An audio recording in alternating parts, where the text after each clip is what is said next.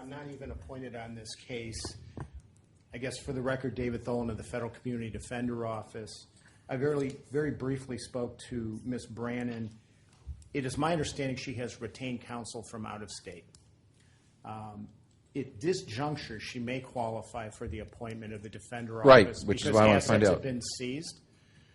But whether I'm appointed or not for the day, I think it's appropriate to proceed just because she's physically here, and she should at least, and she did receive a copy of the indictment. I wouldn't want to go any further because she has retained counsel, but rather than taking her back to lockup, I think something should be put on the record. Okay, well, so pursuant to the financial affidavit I just received, she qualifies for court-appointed counsel. So I think what I'll do is an initial appearance, and I'll, assuming she wants it, I'll appoint the Federal Community Defender. And, of course, she can always have her own counsel substitute in if she has retained counsel for future proceedings. Does that make sense? Do you understand what he's saying? Yes, but let me make this clear. So, Judge, which I haven't done yet because I still got to, begin the initial appearance, but. Understood, Judge, and I don't want to get ahead of myself, but to be very clear, Ms. Brannon has an arrangement with her retained counsel and has the expectation that all appearances after today will be with that counsel. And so I don't want this appointment order to cloud that situation. Well, again, this way she'd have officially appointed counsel for today, and her counsel can certainly do a substitution. It's not a difficult thing to do between now and the time of the detention hearing. Okay. All right. So you are Michelle Brannon? Yes, Your Honor. Okay. Did you understand what I just said? Yes, sir. Okay. Well, now let me begin by telling you that you are here because you're charged in a federal criminal indictment. Have you received a copy of the indictment? Yes, sir, I did. The indictment charges you in count 1 with conspiracy to commit forced labor. And then you are charged in counts 2, 3, 4, 5, 6, and 7 with forced labor. And you are there are also criminal forfeiture allegations contained in this indictment. Have I correctly stated the charges, Mr. McDonald? Did you say counts 2 through 7 or 2 through 9? 2 through 7. Because on page 16, it only lists Ms. Taylor in 8 and 9. Fair enough. Thank you. You did say the charges and the charges correctly, Your Honor. Okay, thank you. Ms. Brannon, you have the right to be represented by an attorney. We started to talk about that, but I want to make sure you understand that's not just for today. You have a right to have an attorney, whether it's retained or appointed, at all critical stages of these proceedings. You have the right to have an attorney with you whenever you're being questioned, whenever you're in court, to help you prepare for trial and to give you advice as necessary. At all critical stages, you have that right. Do you understand? Yes, Your Honor. Okay.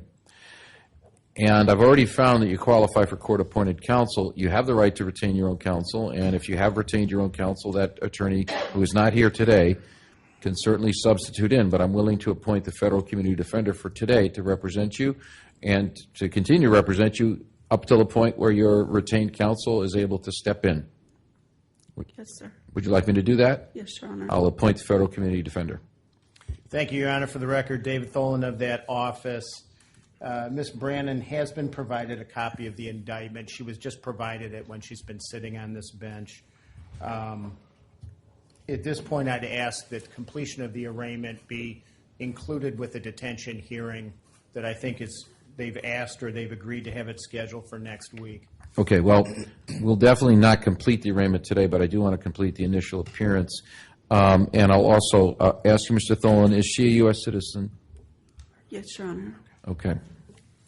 All right, so I want you then to also understand, Ms. Brannon, that you have the right to remain silent. You do not have to make any statements. You do not have to answer any questions, and you do not have to testify. You can refuse to do all of those things. If you've made statements previously, you do not have to make any additional statements.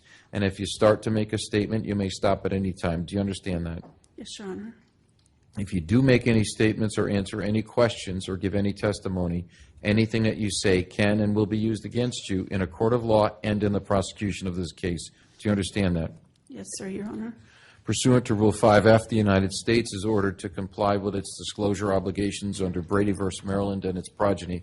Failure to timely do so may result in dismissal of charges, exclusion of evidence, adverse jury instructions, contempt proceedings, and other sanctions. I will issue a written order to that effect. So I take it from what I've heard already that the government is moving for detention. Is that correct? That is accurate, Your Honor. We're respectfully asking you to set the hearing for Tuesday, September 30th, 2025. Okay. So, Ms. Brannon, the government is asking that you not be released on bond, that you be kept in custody, and because of that, you have the right to have a detention hearing before the court to determine if you should be released on bond and what the conditions should be, or if you should be kept in custody. At that time, the court will consider evidence and arguments from both sides, but the government is asking that you be held, and that that detention hearing only occur on Tuesday. They have the right to delay this hearing by up to 3 business days, and that is 3 business days because the weekend does not count. So I'm going to order that you remain in the marshal's custody. They'll bring you back here Tuesday for your detention hearing. At that time, based on what I've heard today, we expect that your retained counsel will be here to represent you and will substitute in for the federal community defender. But in either case, that's when we're going to schedule it for. Mr. Denner, you're going to say something. Yes, Daniel Denner from the Federal Community Defender. I just wanted to note for the record that I did speak earlier today with her retained counsel. I believe they may be based out of Missouri, but they said that they were aware that there was set to be a detention hearing on Tuesday and that they were planning to be here. Thank you. Do you know if they're admitted in this district? That I'm not sure. That might be a good thing to check with them beforehand because we'd have a problem if they're not. Okay, thank you. So we will set the detention hearing for Tuesday. We'll also set the completion of arraignment for Tuesday. Is there anything further that needs to be discussed? Nothing further from the government. Thank you. Mr. Tholen? Nothing further, Judge. Okay, thank you. All right, I wish you well, Ms. Brannon. Thank you, Your Honor.